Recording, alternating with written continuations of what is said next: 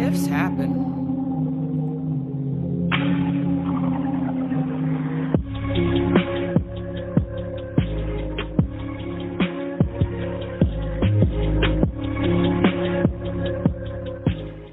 Hello and welcome. I'm Tiffany, your host, and this is Crime Over Cocktails. Today I have special guest Anissa Hudak. I'm so happy to have you on the show. Thanks for having me on as well. I appreciate it. I'm very interested in your story because it, like trauma yoga, that seems to be actually becoming very popular. I've read it a few places now about how well it actually helps. So my story is that I was raped when I was 18, and I do what everybody else does. You know, I went to talk therapy, and what I found was that I had to keep going back, that it was just, there wasn't any real closure. And then I started taking yoga teacher training classes. And the school that I went through offered classes called warrior classes, and they were for PTSD, for active duty and retired military. And I was about, halfway through the first day. And I realized that the person I had to start working on was right here. My husband was active duty. We live in, right off post. We live in a huge town that has a lot of active duty and retired military. And so I wanted to take the classes to bring them back to my community so I could be of service. However, I wound up working on me first. And my mat became my lifeline. And then I was raped again about 6.5 years ago. And I sat there and put my clinician hat on. And I said, okay, what would I tell one of my clients at this point in time? What would I tell them to do? What would I suggest? And then I took my clinician hat off and I said, okay, I have all this education. I know what I'm talking about. Now it's time for me to go put it really into practice. And it has really helped me gain some closure. It's been so wonderfully healing for me. And then I did get the opportunity to work with veterans, both active duty and military and retired. However, I really enjoy working with women who are like me, who are sexual assault survivors. And, it's this big taboo. We don't talk about it. Right now, they think that 1 out of every 4 women have experienced some sort of sexual violence. But we actually think the numbers are closer to 1 out of every 2 women due to underreporting, because we're not talking about it. People are scared. Yeah, scared. And, there's a lot of victim shaming. A lot of people who don't do anything, just, the victim has to prove it. Right. Did you report yours? No. No. Neither one? Neither one. Do you regret that now? The first one, yes. I was date raped in college, and he not only, raped me the first time, but he attacked me twice after that. Oh, wow. And I really wish that I would have reported him because obviously he's got some issues and he wasn't going to stop. There's a pattern. There's a definite pattern. My last one, I chose not to. I have very personal reasons. I don't generally talk about my second one for very personal reasons. No, reporting it was not an option at that time. Now, if it was to happen now, life is different. I might very well report it now if it was to happen again. Well, obviously you did it for a reason and you're at peace with it, so that's good. It's still closure in a sense to move on because you can't go back in time. No, you can't go back in time. I can't change what happened. However, I can change how I react to what happened. And I can take that control back. And I can control how I feel about it and how it affects me. And that's what I work on every day. Yeah, it's empowering. Some days, yes. Some days it's overwhelming. But, you don't wake up one day and say, I'm going to run the Boston Marathon without doing any training. And when you're on this type of a healing journey, it's the same thing. You're training. day in and day out, whether it's, you do something for 5 minutes for yourself or it's an hour. Yeah. It's a long journey to heal yourself, depending on so many different situations. It can be a very long journey, but it's always worth it at the end. Absolutely. And, there is closure to be found. There is peace to be found. However, it's a lifelong journey. So I agree with that. It's never ending per se. We never know how the brain files away memories. And so at any given time, something can trigger a memory, even though you think that you've got closure and that you're well beyond it. Something can trigger a part of a memory and it brings back the whole thing. But what we can control at that point is how do we react to it? Right. And if we're really high functioning and we have really good tools around us and a support system, it doesn't have to be the end of the universe. Absolutely. It's sad, but I had just found out, you have fight and you have flight. Well, I found out there's freeze. And it made so much sense to me because I've been put in some situations and people would always say, well, why didn't you do anything? Because I froze. But I didn't know that was one of our defense mechanisms. So that was eye-opening to me. There's actually 4. It's fight, flight, freeze, or fawn. Yes. I didn't hear that one ever before either. It's crazy because everybody, they're going to react differently. For a long time, I was like, was there something wrong? You'd start to doubt yourself. But to know that that's actually a response, it made me feel better. I know that. Yeah, absolutely. And, with rape, there's a lot of women who come to me and say, I don't know if I was raped or not. And of course, secretly, I'm thinking, well, if you're asking that, then we both really know the answer, but you just need some, confirmation. And I felt that way too, especially with my second one. Well, actually both. I will have to say with both. I wasn't sure if that's what I was really experiencing. And yeah, there's different types of rape.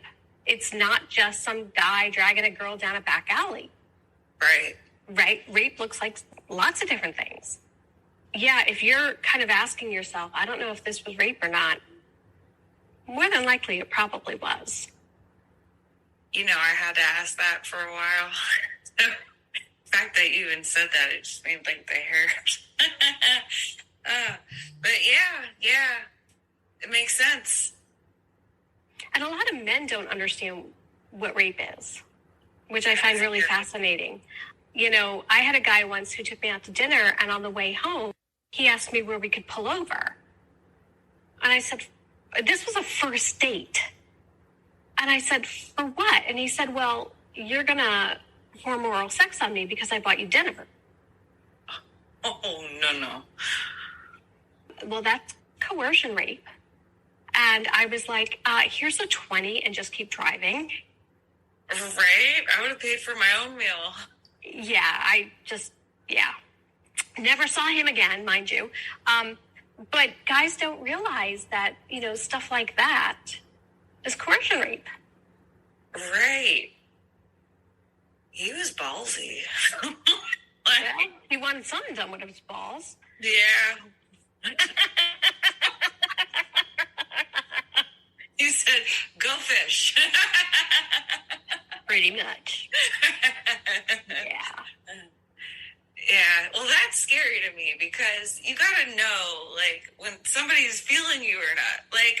At least I would think so, that it would be, apparent, but I just... just because you're married doesn't mean that, it's accepted. No. Right. Both partners have to want to participate. And so there's intimate partner rape. Yes, there's big controversy on that because you're married. But if I don't want to participate and you're going to make me, then yeah, that's still rape. That is still rape. Yeah. You don't have to be tied down, tied up. It can be words. It can be actions. If if you don't, have sex with me, I'm going to kill your child. Mm. Or I'm going to kill you. That's coercion rape. And it could be intimate partner rape, depending on who the person is, So there's a lot of different levels to this that people, I don't think, really understand. And sometimes women really get caught like, I don't know what just happened here, but I know it wasn't good. Right. We're the ones stuck sitting there going, oh my gosh. They don't even think a second chance of it. And some guys don't even realize they're doing it. Right. What do you think about the people who fall in love with their rapist? I think that they need help. I mean, that's actually, it's a condition. And I feel terrible for them because that's not love by any stretch of the imagination. Right. And they need help. I agree. When I read stories like that, it just breaks my heart. And then you go to like the how could you? But they play mind games. They get in your head and you start to feel things. Well, there's that. And I mean, in some respects, your own brain tries to protect you. And so it could very well be just from your own brain, trying to protect you from this incredible pain. And it just kind of morphs and becomes something it's really not supposed to be. Because it's easier, maybe? It's easier. It doesn't hurt. Your brain is protecting you. And so there's a lot of different, aspects of it. That's a big onion. There's a lot of layers to that onion. Right. I agree. So when did you first start to get into yoga? I know you said it was after your first, but how long did it take your journey? Did you have to try a couple different things, or you just knew right then and there that's what you wanted? Well, I had started doing yoga in, 2007. And I was going to a gym with a friend of mine, and I had always wanted to take a yoga class, and I talked her into going with me, and we wound up absolutely loving this class. We loved the gal who was teaching the class. We loved the way she taught. We loved the way we felt afterwards. It was just an amazing, special, special time. And so I had always thought that I would always want to, at some point, I really wanted to take yoga teacher training classes because it was just so amazing. It was just so yummy. And the opportunity came up, 6 years later. It was 2013. I took my very first class.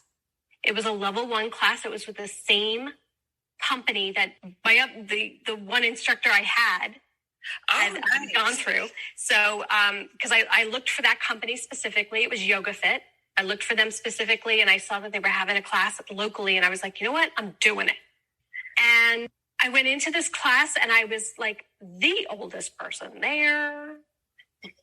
And I'm looking at all of them, and they're all bendy and stretchy, and I'm like, oh my God, I'm totally out of my element. I crawled home that night. I sat on my couch and I was like, I'm not going back. Like, I am way too old for this. And my body is telling me to go sleep for a week. And my husband was like, listen, you've been wanting to do this for a very long time. Sleep on it. See how you feel in the morning.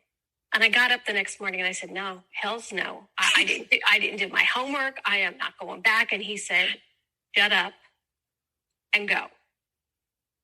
So I got there and I was all nervous because I hadn't done my homework. And one of the gals in my class that I was working with, she said, you know what? You can do this. You can do this. And she said, here, read right from the manual. Just read right, whatever the homework was. And I did it. And what I realized was, for me, yoga was a gift. It is this incredible gift. It helps people feel so many different things. And usually it's wonderful. Not only physically, but emotionally and even spiritually. It's a gift. And so I wasn't going to be going out teaching. I had no aspirations of teaching. I just wanted to do it for me. But I wasn't going to be teaching it. I was just going to be sharing this gift. And if I could share this gift, then hopefully I'm making at least one other person feel good. I had finished the class. I passed. And within a month, I had 2 job offers. Oh, wow. And so I said, okay, I think the universe is trying to tell me something. Mm-hmm. So I got to it, started teaching, and mind you, never wanted to teach. It was just for me. And started teaching, and I was like, maybe I should take some more classes. And I kind of got the bug. Taking teacher training classes, especially with Yoga Fit, they have this incredible community of yoginis. And yoginis, female yogis, yes.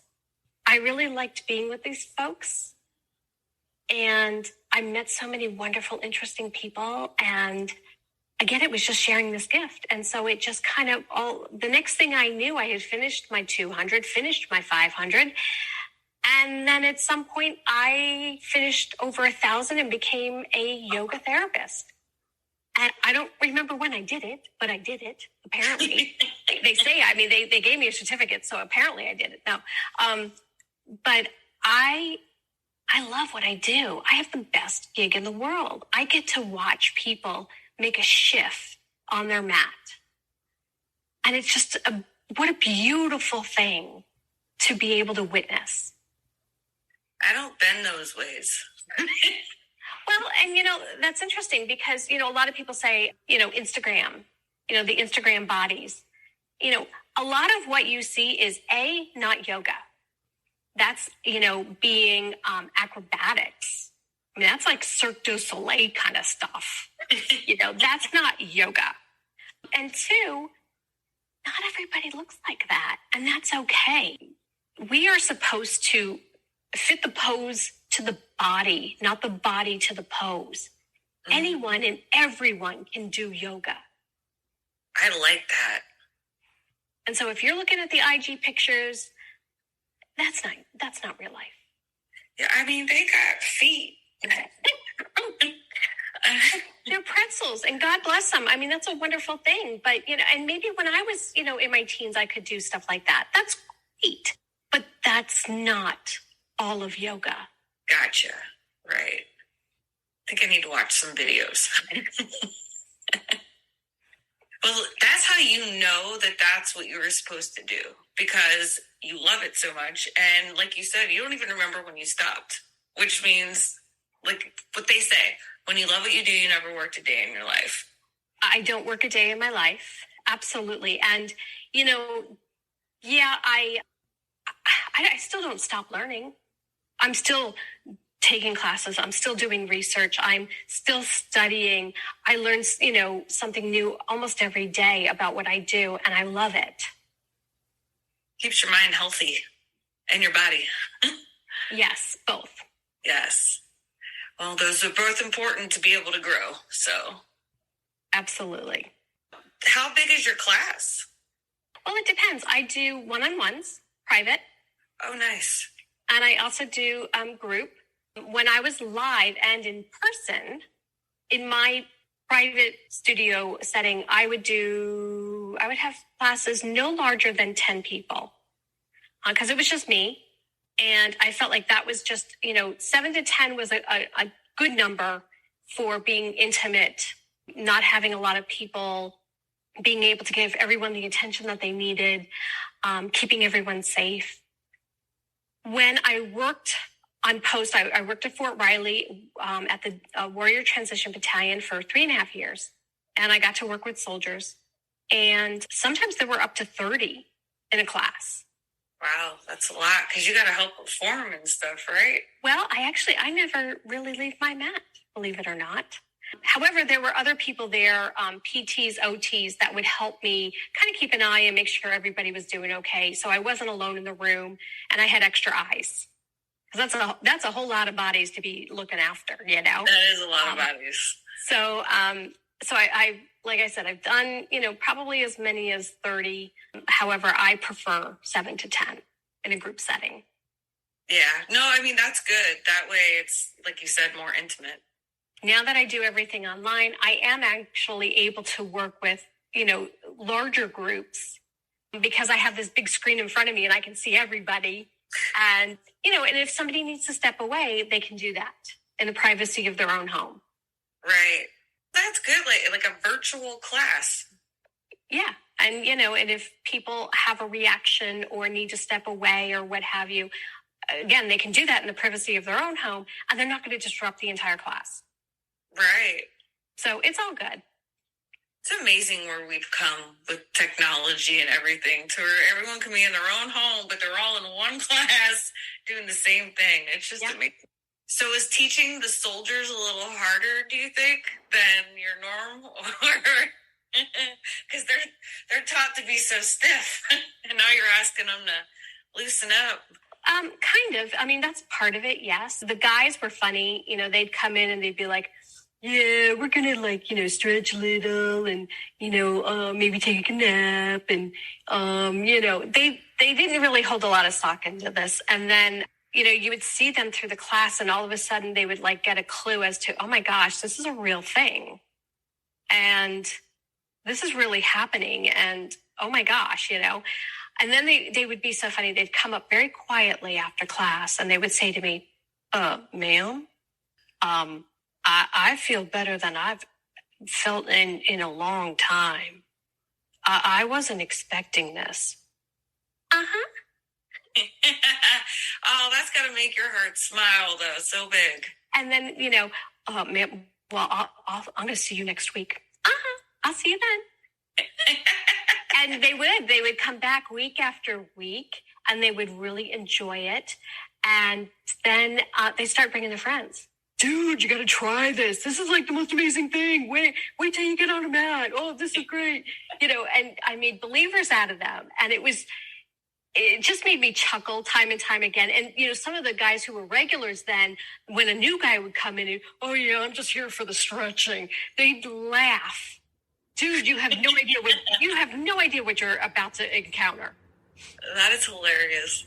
It was so much fun. They were wonderful. I loved them. However, working with women who are like me, and that's what I do now. I only work with women who've been sexually assaulted. I love it. I love to see a woman make a shift on the mat. And you see it come across her face and you could see the body move, the way she holds her body change. And it's just brilliance. It's just wonderful. And to see a woman float out of a room because she feels lighter. She left some of that baggage behind. She feels more comfortable in her own skin. She's not afraid of her own body anymore.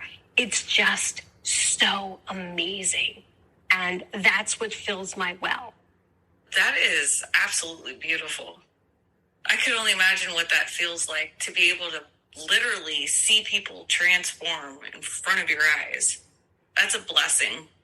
It is so incredibly special. It is a blessing. And I have the best gig in the world. Yeah. So, do you take new clients if anybody who is listening is a survivor herself or even he? Men do get raped. It's very rare, but... They do. I don't feel like I have the education to work with men. I think it's very special, very specialized. And I really just don't think that I have that kind of capability. I don't feel like I've been educated enough in what the male perspective is on that. And so I only work with females because that's what I know. I've lived. That is my scope of reference. So I don't work with men and I don't work with trans because, again, they have other issues and needs that I don't feel like I can really support. I don't have the education. And I really want people to get their needs met. Right. And so I would feel bad taking somebody's money if I knew I really couldn't help them as much as I would like to. Right. No, that's fair. So I only work with women. I am in the process of actually, between now and the end of the year, I am launching a membership. It's called Phoenix Women, and it is an online yoga therapy practice. There's going to be recorded and live sessions. There's going to be an educational hub with it because we really need to learn physically, from a physical standpoint, what is PTSD in our bodies? And why do we do certain things that we do? And what are certain symptoms that you may not recognize? And things like that. And then there's the community aspect. And we all know why we're there. So we don't necessarily have to talk about it. However, we can support each other when, maybe days are good or days are not so good. So that will be rolling out, like I said, between now and the end of the year. And I'm super excited about it. No, that's great. I don't know anything else of that kind. So, that's a great resource. Well, when I was 18, like I said, I went to talk therapy because that's what you did. And then when it happened again 6.5 years ago, I really looked at, what I really could have used back then and what could I really use now. And it didn't exist. And I was like, well, then I've got to make it because, we need this. We deserve this. Right. And in learning all of the science, I learned so much about myself and my own PTSD. I feel like that's so vitally important. The online therapy classes, sessions, getting on the mat and actually moving it out of your body, that's vitally important. And then if you look at a lot of self-help groups like AA and NA and even Weight Watchers, they all have a community aspect to them. Yes. And so I was like, I need to be with other women who are like me. We don't have to talk about it. We all know why we're there. Just to know that you're not alone. Yes, absolutely. That's the whole point of my podcast. On every subject, you are not alone. It's so important to know that because as a community, if we can all have each other, there's so much room for growth and just love. And hopefully we can make some changes in this world because it really needs to happen. Wouldn't that be nice? Yes, it would. People would stop being jerks. Well, I don't know if that will really ever happen, but at least there would be a crowd of us to stomp them down when they are jerks. Yes, agreed. No, that's great. I'm really happy for you. Thank you. It's a great accomplishment. I look forward to being able to help women, other women who are like me. I look forward to being able to surround myself with other women who are like me. Because it is lonely. It's very isolating. Do you feel like if you would have done all this before, if you would have not had talk therapy and did the yoga, it would have put you in a different spot for the second one? I don't really know. There is no silver bullet. There is no one thing that's going to heal you. Right. It is a multifaceted treatment plan, if you will. And unfortunately, you got to figure it out yourself. The talk therapy is great. However, you also need to move the trauma out of the body. The body stores trauma on a very cellular level, and we need to get it out of the body. And so without talk therapy, you're not going to realize complete healing. Without moving your body, you're not going to realize complete healing. It is multifaceted. You need both. You might need meds. That might be another, facet to it. And there's nothing wrong with that. I'm on meds. Doesn't make me less of a person. And then there's other things. Maybe it's touch therapy. Maybe you need Reiki, energy work. Maybe you need a massage. I mean, there's so many different layers to this. And it's, you get to figure that out for yourself. What is it that you need to heal, to help you heal? Right. So many different moving parts, but you put them together and it makes it whole. It makes you whole. Yes. Yes. So, and again, that's part of what I'm creating. This membership is, helping women really find what is your own treatment plan. When you break an arm, you're going to go to the hospital. You're going to get an x-ray. They're going to put a cast on you. And maybe you see an orthopedist if you need, right? It's 6 weeks, the cast is going to come off. Your bone is healed and you go along your merry way. However, when you have your central nervous system malfunction, which is what PTSD is. That's all it is. Your central nervous system has malfunctioned and you need to reset it. Nobody talks about that. We all have one. Right. Nobody knows about how to reset it. I didn't know you could. You can. You have to. That's what PTSD is. If you don't, that's what happens. And then you get the hypervigilance and, the anger issues or the depression, anxiety. Those are symptoms. That's not PTSD. Those are symptoms. PTSD is as simple and as complicated as resetting your central nervous system. It's a physical thing that happens before all of that other stuff. Now, with the yoga therapy, we are able to mimic that resetting of the central nervous system, which is why it's so important. That is so interesting. Like everything I do is science-based. I hate to burst anybody's bubble here. Everything I do is science-based. It is not smoke and mirrors. It's not, voodoo. It is not witchcraft. It's all science. You got something to back it up. I have lots of stuff to back it up. And I'm constantly reading and researching and studying. And because, one, I'm a nerd. I really, I find it fascinating. But also, too, my clients deserve the best. And if I need to know what's new and exciting and what I can bring to the mat for them.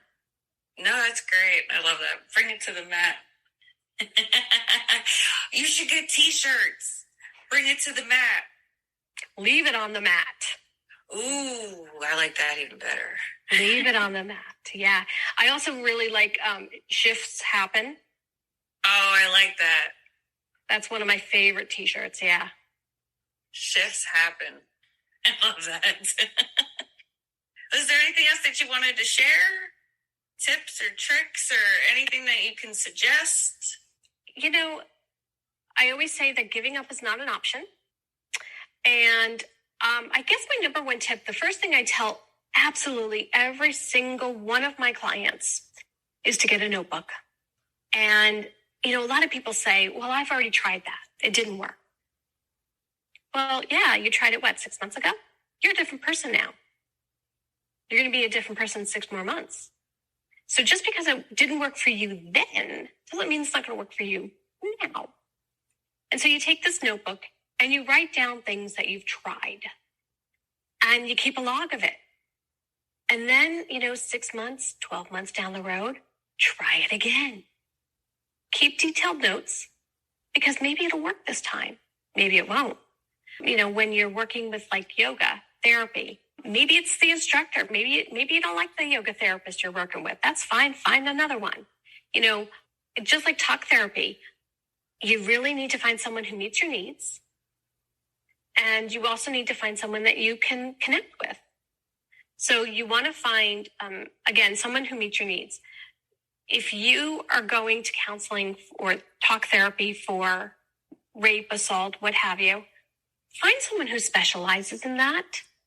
Don't go see a marriage counselor. Right. They have a different forte. Somebody who does family counseling, that they're wonderful, I'm sure, at what they do, but they may not have the expertise you need. Find someone who specifically deals with sexual trauma. And then hopefully you resonate with them. And if you don't, guess what? You find somebody new. So you always find somebody to meet your needs. You always take lots of notes because you got to go back. If it didn't work the first time, you got to go back and try it again. And you never give up. That's right. Love it. I'm so glad that I was able to have you on the show. Yes, this was a long time coming. Thank you so much. Yes. Hurricane Ian got in the way. That was not pleasant. No, it was stressful. Just thinking of everything in your home you could lose. It's scary. And you have no control. No, none. Other than the fact that you could move.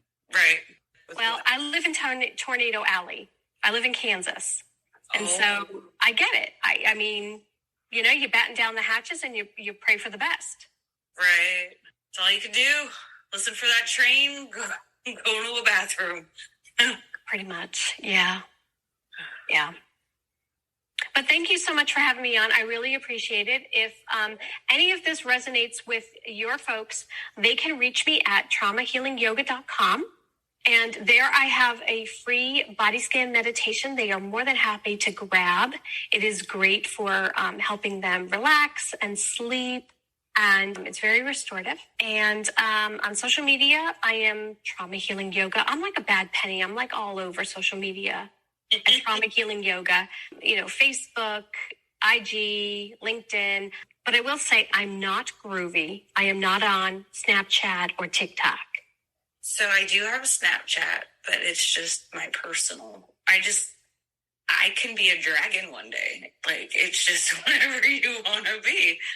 Yes, I do have my own personal Snapchat. I only talk to one person, and that is my beloved niece. But other than that, right? I'm not groovy enough to do Snapchat or TikTok.